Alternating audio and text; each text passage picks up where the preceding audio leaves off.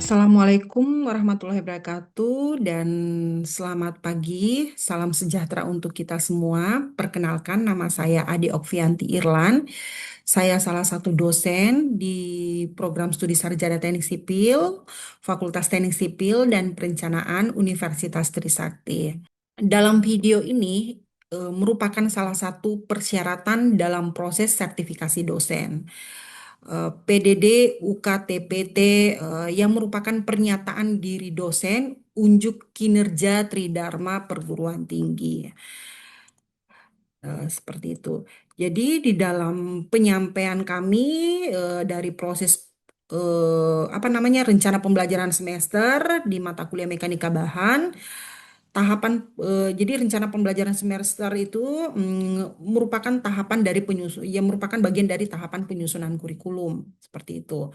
Jadi di dalam penyusunan kurikulum di program studi Sarjana Teknik Sipil itu diawali dengan pengumpulan masukan dari asosiasi profesi, alumni, stakeholder, dan seluruh dosen yang terlibat di dalamnya. Nah, di mana tujuan ini itu kita mengidentifikasi kebutuhan pasar dan perkembangan keilmuan yang terkini, termasuk dengan kajian ipteks gitu kan, yang mengacu pada literasi data, teknologi serta humaniora dengan apa namanya dalam menghadapi era industri 4.0. Nah, dari analisis tersebut disusunlah profil lulusan yang menjadikan dasar perumusan capaian pembelajaran lulusan atau disingkat dengan CPL yang mencakupi apa saja sikap, pengetahuan, keterampilan umum serta keterampilan khusus. Nah, CPL ini kemudian dipetakan ke dalam mata kuliah melalui penyusunan matriks kurikulum sehingga menghasilkan apa? Menghasilkan CPMK di setiap mata kuliah yang kita ampu, capaian pembelajaran mata kuliah yang lebih spesifik seperti itu. Jadi kalau khususnya di mata kuliah mekanika bahan yang saya ampu, di mana mata kuliah mekanika bahan itu memiliki beban kuliah 3 SKS yang merupakan mata kuliah wajib yang ada di semester 3 atau semester ganjil, di mana di sini kami tiga dosen mengampu mata kuliah mekanika bahan. Saya selaku koordinator mata kuliah Ade Okvianti Irlan. Dan ada dosen lain yang ikut mengampu yaitu Ibu Marseli dan Ibu Grace Kurniawati. Nah, di dalam mata kuliah mekanika bahan, deskripsi mata kuliahnya atau materi yang kita bahas itu adalah tentang tegangan, regangan, serta deformasi. Nah, deformasi ini membahas apa tiga metode ya di dalamnya yaitu metode integrasi ganda, balok konjugasi serta unit load atau beban satu satuan. Kemudian yang tadi saya sampaikan berdasarkan perumusan tersebut, capaian pembelajaran lulusan yang ada di mata kuliah mekanika bahan ini adalah bagaimana itu merupakan CP2 ya, yaitu memiliki kemampuan menerapkan pengetahuan matematika, sains alam, dasar-dasar teknik, dan spesialisasi teknik sipil untuk memecahkan masalah teknik yang kompleks. Nah, di dalam CPL tersebut diturunkan di mata kuliah ini ada CPMK 2, ada dua CPMK-nya, yaitu CPMK 1 dan CPMK 2 di capaian pembelajaran mata kuliah mekanika bahan, yaitu karena terkait dengan teori apa materi-materi tentang tegangan regangan di CPMK 1 itu mahasiswa mampu menghitung gitu kan mahasiswa mampu menghitung tegangan dan regangan pada struktur balok maupun kolom. Kemudian di CPMK 2-nya mahasiswa khususnya mampu menghitung deformasi dengan ketiga metode tadi ya integrasi ganda, balok konjugasi dan beban satu satuan. Seperti itu. Nah, di pertemuan selama satu semester itu ada 16 kali pertemuan. 16 kali pertemuan itu sudah include UTS dan UAS. UTS itu di pertemuan ke-8, UAS itu di pertemuan ke-16. Kemudian di antara UTS dan UAS itu ada kuis masing-masing. Sebelum UTS ada kuis pertama, setelah eh, UTS atau sebelum UAS itu ada kuis kedua. Jadi pertemuan pertama sampai pertemuan ke mana lagi? Pertemuan pertama sampai pertemuan ke-5, eh, pertemuan ke-6 itu kita membahas tentang tegangan yang ada di balok ya. Tegangan kombinasi akibat apa namanya, tegangan akibat momen, tegangan akibat gaya normal, bagaimana menggambar diagram tegangannya, terus ada tegangan gesernya juga, itu kita bahas semua. Jadi diberikan contoh-contoh soal.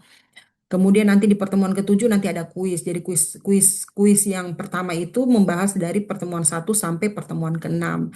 Jadi penilaian kami itu keaktifan mahasiswa dalam di kelas ya, ketika proses pembelajaran. Bagaimana dia berdiskusi, bagaimana dia berkomunikasi dengan baik, itu dinilai semua. Kemudian ketepatan dalam menghitung, menjawab soal yang ditanyakan sebagai penilaian juga. Jadi dia memahami ya, memahami konsep.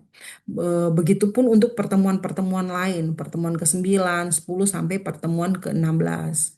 Nah, dalam penilaian ini tugas itu merupakan bobot penilaiannya hanya 20% ya. UTS 40%, UAS 40%, jadi totalnya 100%. 20, 40, 40. Kemudian kehadiran itu kita nilai, kehadiran itu enggak dinilai ya, tapi harus lebih besar dari 70% gitu ya.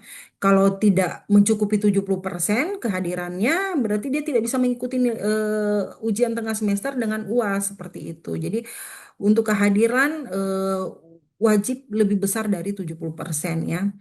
Di total 14 kali tatap muka tadi. Ya paling tidak 10-11 ya harus hadir, baru UTS dan UAS. Nah, seperti itu em, penyampaian dari kami.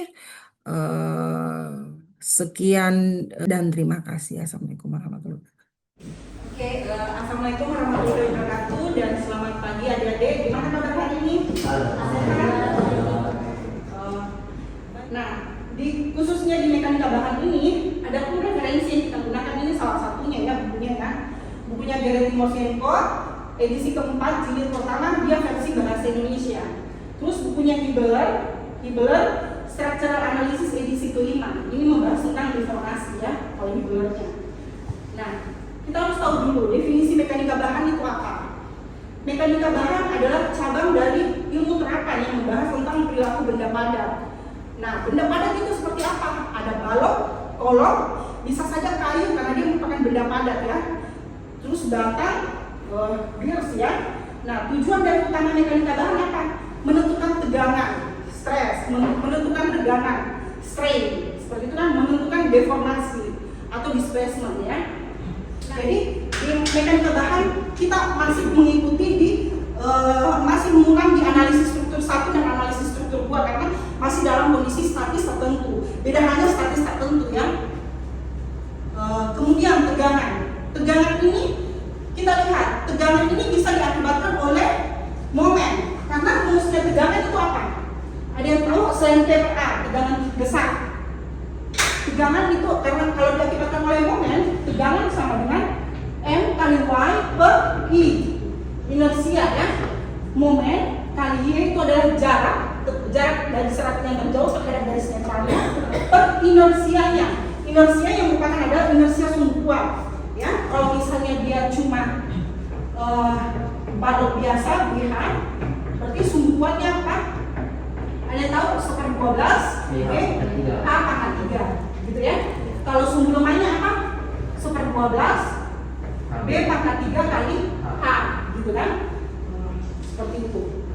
Kemudian kita lihat lagi tegangan akibat momen lentur. Terus ada juga kombinasi tegangan akibat momen lentur dengan gaya normal. Nah, gaya normalnya apa? Misalnya pada beam. Ya ini beamnya. Ketika ada gaya H,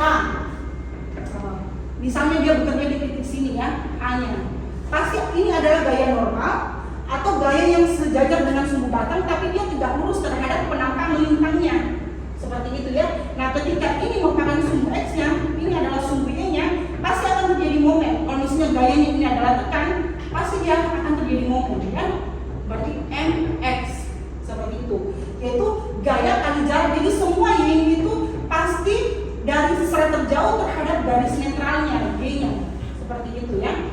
untuk mencari tegangannya. Jadi ada nanti kombinasi. Tapi kalau khusus untuk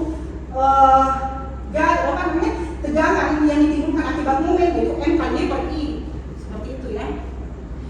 Terus selain itu kita tahu juga ya, ini di mata kuliah Butonian, asumsi pendekatan untuk balok yang mengalami luntur murni. Ada namanya ilmuwan kita ya yang terdahulu, ada namanya asas Bernoulli ya. Dia menyampaikan bahwa penampang rata tetap rata dan tegak lurus sumbu memanjangnya setelah elemen mengalami luntur. Jadi ketika diberikan beban mengalami luntur, dia penampangnya tetap rata. Jadi deformasinya akan kembali seperti ini kan. Ini Bernoulli kan. Ada adiknya Daniel Bernoulli kalau nggak salah ya, bisa di-searching. Terus asas Navier.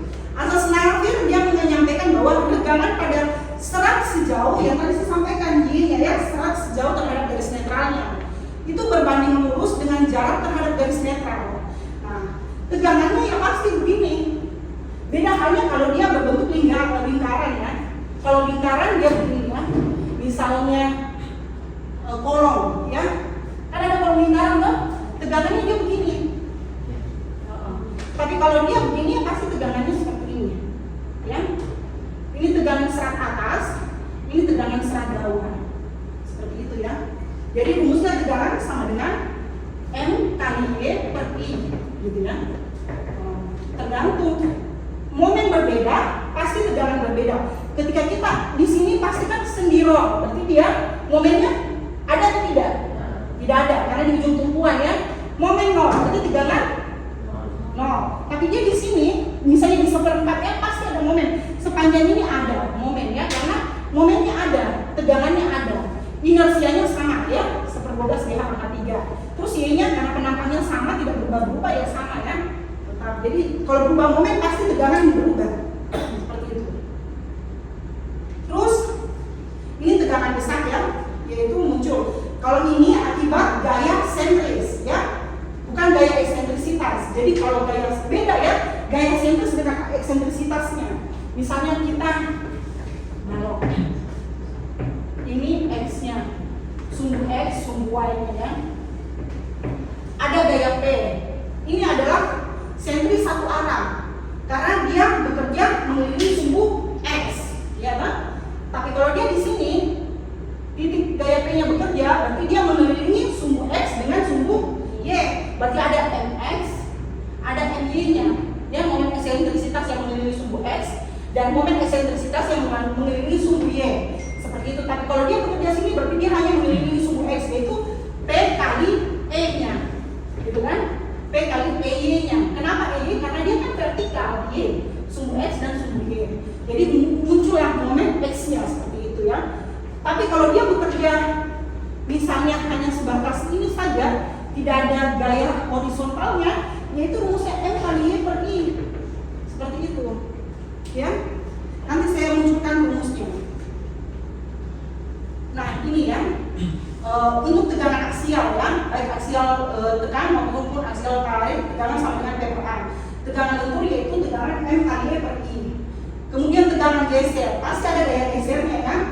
Gaya lintangnya yaitu V. V itu adalah gaya lintang, Q itu adalah statis momen ya, dibagi inersia dan satuan milimeter pangkat 4 atau sentimeter pangkat 4 kali B, lebar yang kita tinjau masing-masing. Seperti itu ya. Jadi tegangan gesernya jadi berbeda ya untuk tegangan lentur dengan tegangan geser. Nah ini kalau dia kombinasi antara tegangan yang diakibatkan oleh momen dan tegangan yang diakibatkan oleh gaya normal P per A. Jadi seakan-akan P itu bekerja secara sentris terlebih dahulu, kemudian muncul momen ya P kali E, P kali EY dikali Y terhadap serat terjauh ya dibagi X plus minus P kali EX kali X dibagi IY. Ini merupakan tegangan X, ini merupakan tegangan Y. Dari tegangan-tegangan ini kita bisa gambar lingkaran Mohrnya seperti apa. Seperti itu ya. Nah tadi kita sudah membahas terkait tegangan ya, tegangan sentris dengan tegangan akibat gaya eksentrisitas dengan tegangan akibat gaya sentris ya.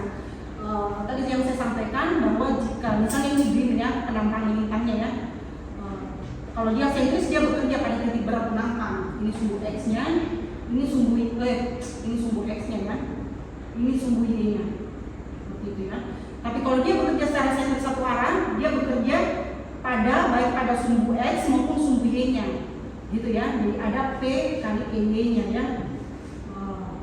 Terus kalau dia bekerja secara eksentrisitas dua arah, dia tidak bekerja pada sumbu X maupun sumbu Y-nya. Berarti ada P kali Y dan P kali X ya. Dengan rumus yang tadi, bahwa tegangan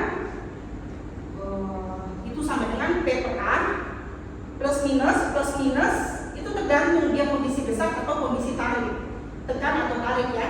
Terus P kali Y dikali Y per X plus minus. Nah, plus minus ini tuh tergantung posisinya ya. Apakah dia, kalau misalnya ini beam ya, dia seperti ini momennya ya, berarti dia kalau begini kan dia apa? Tersenyum kan baloknya, berarti dia positif. Kalau dia seperti ini kan dia cemberut ya, dia secara simpelnya seperti itu ya, kayak kalian mengerti. Terus ini adalah negatifnya. Kita lihat di contoh soal. Mungkin adik-adik ada yang maju, nanti kita kerja sama-sama ya dek. Jadi contoh sederhana ini, belum kita masuk tentang eksentrisitas satu arah maupun eksentrisitas dua arah. Nah, sebuah balok mengalami lentur murni ya, di mana dia simple beam, sendirol ya tumpuannya, panjangnya 4 meter, terus Q-nya adalah 4 ton per meter lari. Dimensi dari baloknya 20 kali 20, hitung tegangan lentur saat momen maksimum. Jadi ini ya, sendirol ini adalah L-nya sebesar 4 meter, Q-nya sebesar 4 ton per meter larinya. Hitunglah tegangan pada saat dia momen maksimum. Kita cari dulu momen maksimumnya di mana? Ya, di tengah bentang. Apa rumusnya? 1/8 QL kuadrat.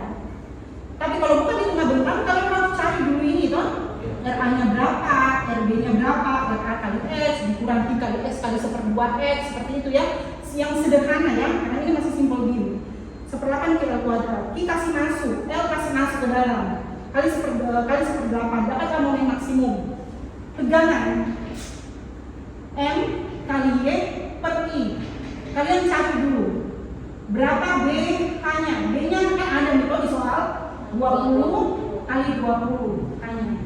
Coba berapa inersianya? Ada yang bisa maju deh? Ya. Jangan lupa satuan yang disamakan ya. Kalau sentimeter, ton meter kita jadikan 2 meter.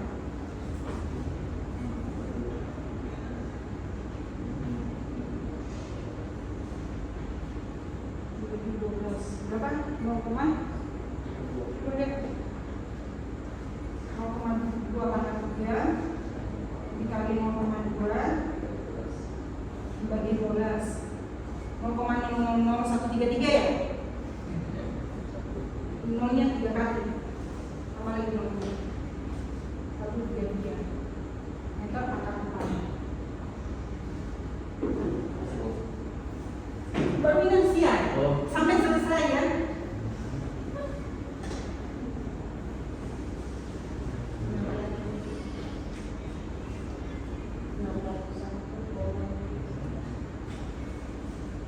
Oke, terima kasih banyak ya dek.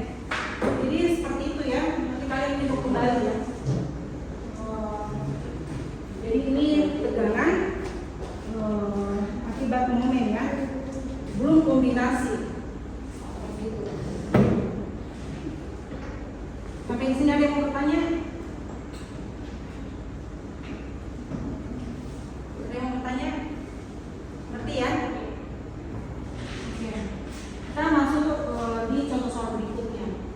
Jadi, misalkan sebuah balok sederhana ya, panjangnya 7 tambah 3 10 meter ya, terus Q-nya 8 ton per meter lari. Ada beban horizontal yang bekerja ya sebesar 28,8 satuannya apa ini? Ton ya, 28,8 ton. Itu gaya normal ya. Kemudian hitung tegangan di partikel kubus I. Hitung tegangan di partikel kubus 2. Jadi kita harus tahu berapa momennya pada saat jarak 3 meter. Gitu ya. Terus penampaknya balok T, bukan balok persegi, balok T. Berarti kalian harus cari inersianya, sumbu kuatnya, karena yang kita butuhkan dari variabel hitungan itu adalah per Ix-nya ya, sumbu kuatnya saja kita hitung. Gayanya dia di 28,8 ya, gaya normalnya ini ya, di sini titik sini ya. Jadi kita ini dimensi penampangnya, potongan lintangnya untuk balok T, lebar sayapnya 90 cm, tebal sayap 30 cm, 20 cm, lebar badan 30 cm, ya, tinggi badan itu adalah 60 cm. Ya. Pertama kita hitung inersianya dulu berapa, ya, inersia sumbu kuatnya. Bagaimana? Ya kita bisa, kita hitung dulu luasan pertama ini, luasan kedua ini berapa, ya. Luasan jadi 90 kali 30, 90 kali 20, kemudian 30 kali 60 kita dapat luasannya A, B kali A, gitu kan? Terus Y-nya itu 70. Kita misalnya dari serat terbawah bisa kita tinjau dari serat terbawah atau serat teratas, gitu ya. Jadi didapat Y-nya sebesar 70. Misalnya, jadi kita bagi dua dulu ini untuk sayapnya. 20 bagi 2, 10 ya, 10 ditambah 60, 70. Berarti Y-nya, jadi kita tinjau serat atas terluar seperti itu ya. Jadi titik-titiknya ini kita ambil di sini dulu. Jadi kamu menentukan bisa ya. Maaf ya. Jadi kita menentukan ininya dari serat ini ya. Ini sudah diajarkan di beton 1 kan, betul kan? Jadi seratnya ini ya, ini luasan pertama, ini luasan kedua, ya. Jadi ini, misalnya dari sini kan, kalau kita tinjau dari sini berarti ini 20 bagi 2 ditambah berapa tadi? 60. Berarti dia tinjaunya dari bawah ya kalau soal itu ya. Ini 60 bagi 2, 60 ditambah 20 bagi 2. Terus kemudian 60 bagi 2 di sini lagi ya. 60 bagi 2 berapa? 30. Jadi kita hitung. Jadi A kali Y gitu kan. A kali Y luasan dikalikan jaraknya terhadap garis netralnya gitu kan. Baru kemudian A kali Y pangkat 2. Kemudian kita cari inersia dari masing-masing potongan 1 dan potongan 2. 1/12 di H pangkat 3. Kemudian di bawah juga demikian ya. Mana B-nya, mana H-nya. Kemudian kita totalkan, kita dapatlah Y bottom dengan Y topnya ya, 50 cm. Berarti kita tarik dari bawah, asalnya kan dari bawah. Jadi Y sama dengan A kali Y per A total. Nah, di situ mana? Ya, masing-masing dapat itu. Kalau kita sudah dapat, misalnya kita totalkan ini 180.000 dibagi totalnya 3.600, kita dapat 50. Jadi kita tarik dari atas, dari bawah ke atas ya, sebesar 50. Karena kita tinjauannya tadi dari sini naik sebesar 50 ya. Inilah garis netral gabungannya ya, sumbu X maupun sumbu Y seperti itu. Dari situ kita bisa dapat Y bottomnya. Jadi di atasnya sudah dapat, Y bottomnya sudah dapat berapa tadi? 50. Mencari Y atasnya bagaimana? Ya langsung total semua saja. 60 ditambah 20 dikurangi 50. Begitu kan? Dapatlah 30 cm. Kemudian dari sini kita sudah dapat. Kita hitung lagi momen-momennya. Jadi panjang ya. Jadi kalau kalian sudah lemah di statis tertentu, pasti kalian tidak bisa lanjut ke mekanika bahan, ke struktur berulang. Karena kuncinya itu di struktur-struktur biasa seperti ini. Seperti itu ya, statis tertentu, statis tak tentu. Kalau tak tentu itu kita pakai bisa cross method. Kalian pernah diajarin kan? Cross method, terus apa lagi? Metode portal 3 momen. terus balon konjugasi gitu-gitu kan, swap deflection itu kan statis tertentu, mencari momen-momen internalnya. Kalau ini kan sederhana, statis tertentu ya. Kalau seperti ini menurut kalian nanti lihat ya.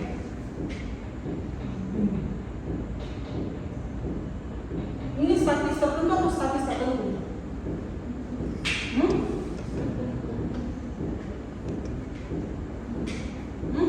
Bisa dapat momen tidak? Di sini.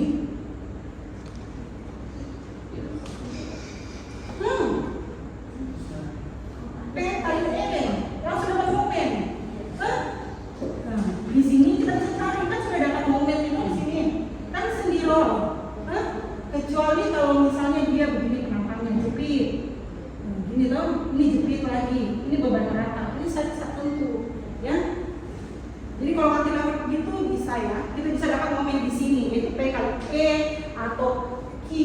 Misalnya Q kali L kali √2 L gitu kan, kali √2-nya dari L ini ya.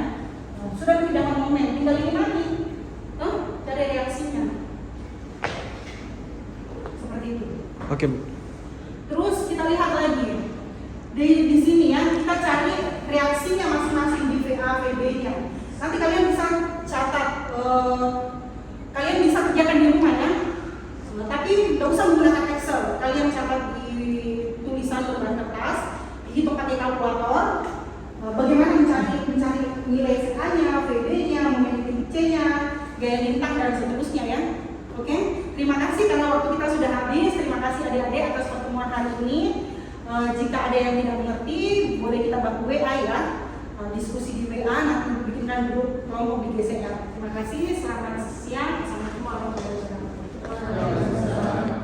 Demikian video pengajaran kami yang merupakan syarat dari pengajuan proses sertifikasi dosen, yaitu pernyataan diri dosen unjuk kinerja Tridharma Perguruan Tinggi. Mohon maaf jika ada salah dalam penyampaian video pengajaran kami. Sekian dari kami, terima kasih. Assalamualaikum warahmatullahi wabarakatuh.